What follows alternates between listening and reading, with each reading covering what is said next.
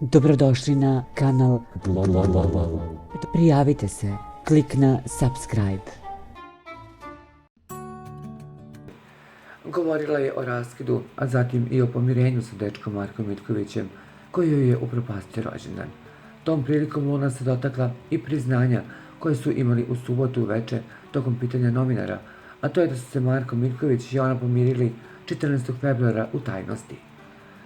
Jako brzo se desilo pomirenje, vapili smo, meni je on jako nedostajao i ja njemu. I to bi se kad tad desilo, rekla je Luna i dodala.